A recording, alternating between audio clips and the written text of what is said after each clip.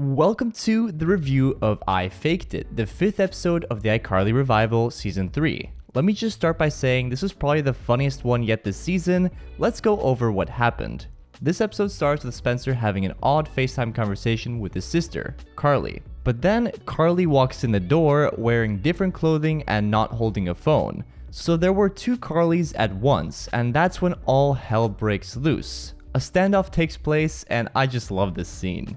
To make any sense of what just happened, Carly calls Freddie to explain what in the tech is happening, and of course Freddie drops everything and comes right over super excited, which Carly calls hot. Freddie explains that this is what we call a deepfake, a form of AI called deep learning which can create fake events, including realistic looking and speaking people. Celebrities and politicians are often the targets for this form of technology. We then find out that Carly Shay's deepfake was used to trick Spencer into ordering dozens of boxes of Taste Famiglia to the Shay What, and Carly's face and name are plastered all over these boxes. To make matters worse, Taste Famiglia is a terrible product, which makes people sick or worse. Carly is obviously freaked out because she has nothing to do with this, and she of course points out that this is super illegal, but there's no point in contacting the police because they have been useless in helping Carly in several mentioned occasions, so she needs to figure this out on her own. Before we continue our main story, a quick intermission to go through our minor subplot in this episode.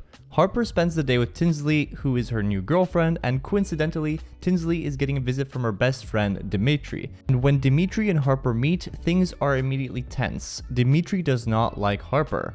They spend the remainder of the day throwing passive insults at each other and calling them compliments. In other words, they are fighting a mental game all day. And this is all Dimitri, as Harper suggests putting their differences past them and tries to get along for Tinsley's sake. This all culminates when the three of them have dinner and Tinsley finds out that Dimitri tries to poison Harper with Taste Famiglia. Upon this revelation, Tinsley swears off Dimitri, who is actually called Andrew, and Harper and Tinsley's relationship grows. Alright, intermission's over, back to the main story. Carly's logical way of dealing with this situation is to send out a public message, denouncing her association with this sickening product, through a live stream. In this live stream, we have lots of old faces chime in the live chat, which I'll get to later, but also deepfake Carly requests to join the call, and when Carly accepts deepfake Carly in, they then fight to convince the live chat that they are the real Carly, but Carly gets fed up when people start liking fake Carly and ends the stream. Carly starts to wonder who might have a grudge against her and concludes that almost everyone likes her, to which Spencer, Freddie, and Millicent disagree with and lists a whole bunch of people who don't like her, and then everyone eventually realizes who could be capable of such an elaborate plan: Neville Papperman. They are invited to Neville's evil lair, which has a big dining table decorated with fine meats. As you might remember, Neville is quite cultured and classy, hence the tapenade serving when he was 11. When Neville appears for his guests, accompanied by his smitten wife Prunella, he explains that he pulled this whole operation because he gets turned on by messing with Carly, and Prunella is in on this too. He justifies being mean by telling Carly that he's gone a whole year without getting a wedding gift from her. This whole exchange was pretty funny. Carly asks him to stop, but to no avail, and she's met with Neville's impressive evil laugh. When the gang gets back home, they try to come up with a way to get back at Neville, or to solve the problem, and Spencer's ideas are pretty hilarious, but eventually Carly says that she's gonna let the chips fall as they will, or in other words, she says it is what it is. Carly is fine with her solution and her approach up until Neville deepfakes Freddie, and it involves Freddie getting shirtless and making some suggestive comments, and that's where Carly draws the line. Carly rallies the troops in camo in what has to be the funniest scene in this season so far. I was losing it. Carly's squeak of a war cry and Carly's new plan involving murder and everyone rallying up for her. So good. But of course then a voice of reason eventually comes in. Freddie says, "No murder, we need to get into their heads." And then, oh my god, Spencer yells, "With a drill," which is followed by more chants. It's too funny, but seriously, Freddie knows what to do. He has a plan. Freddie creates a deepfake of Neville, which is acted out by Carly and Spencer, and I love how Spencer is Prunella and Carly is Neville. Some great lines here too about Neville and Prunella being bad at sex, but It doesn't take long for Neville to call a truce, and they are even for now. Neville and Prunella really do have relationship problems though, it turns out. With messing with Carly being off the cards, they are no longer having their great sex life. But Carly comes in clutch with a gift for them, and Neville and Prunella seem connected again, at least for now.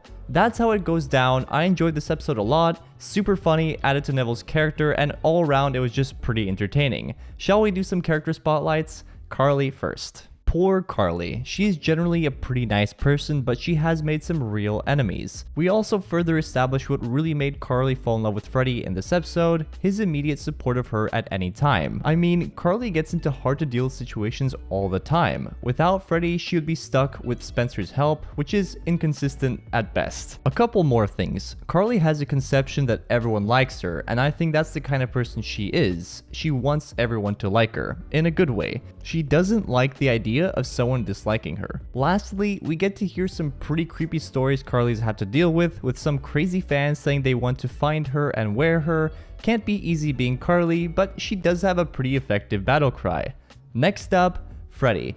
Freddie, while many years older now, still has that geeky side to him that we grew up to love, as he geeks out on deepfake technology in this episode. We also see Freddie singing, which is how Freddie teaches difficult concepts to himself and others, apparently. Maybe an insight to how Freddie is as a parent. We also see that when things get out of hand, Freddie is quick to step up and be a leader, a voice of reason, which I love to see. Also, Spencer and Freddie bantering about Carly's quirks is super wholesome. And lastly, we learn that Freddie is a yellow belt and drives a Yaris.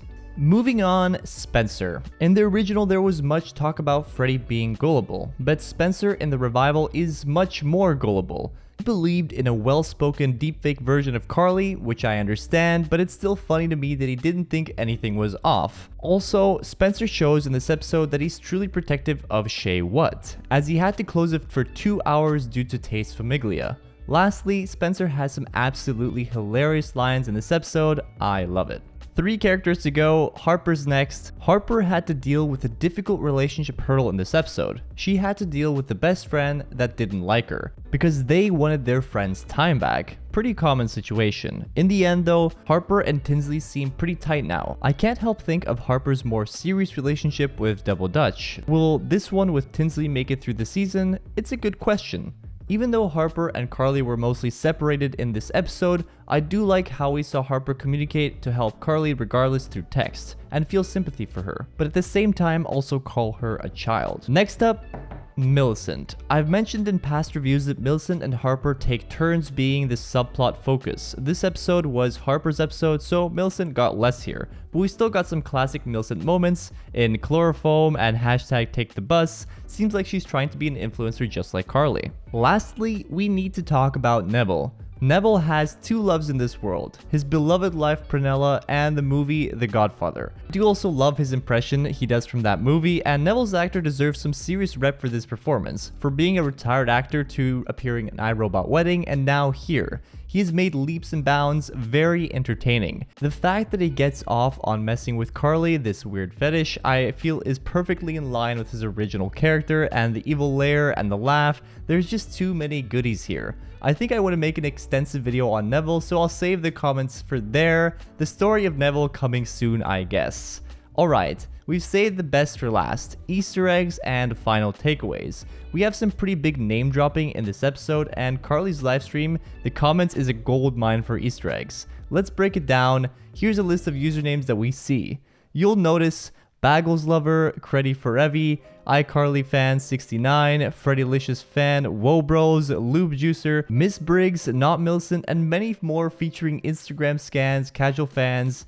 I love the detail. We also see that Bagels Lover was the one who wanted to make a skin coat out of Carly, but the question is, for example, Miss Briggs, is she really watching the stream? Surely this is just fans of the iCarly web show knowing Miss Briggs from all those years ago, right?